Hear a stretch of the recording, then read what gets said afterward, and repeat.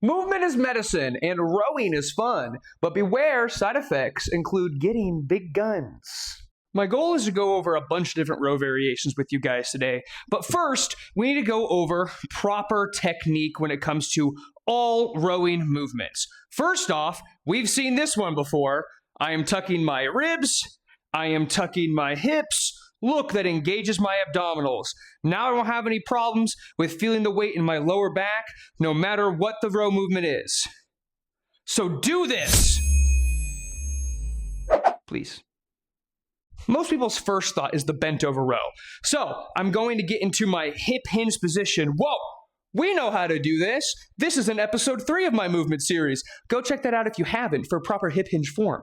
And from here, I'm keeping my core stable by tucking my ribs and hips. They already should have been that way. And I'm driving through my elbows. I know we're working our back muscles with this. However, your elbows are the driving force of everything in a row movement.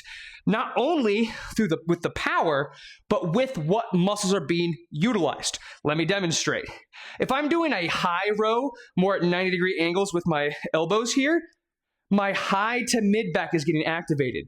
Watch what happens when I move further down. I can get a bit further, but this is going to engage more of my lower back muscles and my lat muscles, the muscles we use in our pull downs, but we're also using them in our rows. So your elbows dictate a lot of this motion. And what I tell most people is when you're rowing, I want you to imagine somebody is not leaving you as much personal space as you'd like right behind you.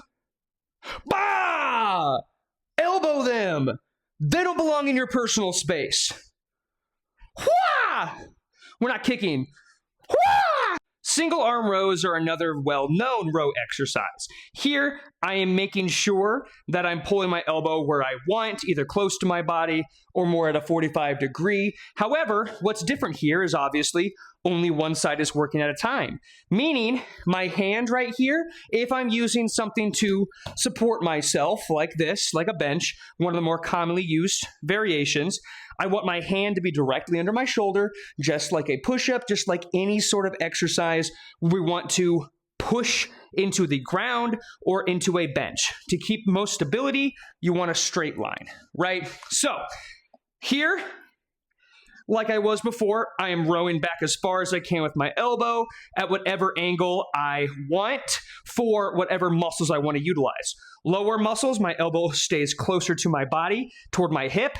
If I want more of those upper back muscles, I want to make sure I'm pulling out a bit more. Something else to keep in mind is we want our shoulder blades to be rolled back and down. This is something we've done a lot before as well, packing the scapula. Now, when I am rowing, my shoulder blade is going to move.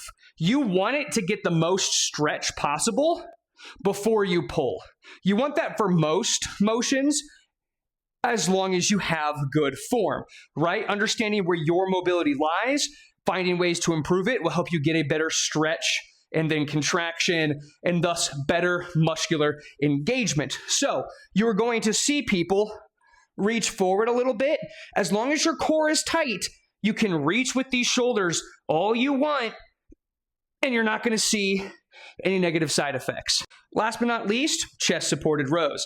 I'm still tucking my ribs and my hips to good abdominal position to practice more than anything, because this isn't going to need a lot of abdominal control and or tension, but I still need to practice for when I do the other variations.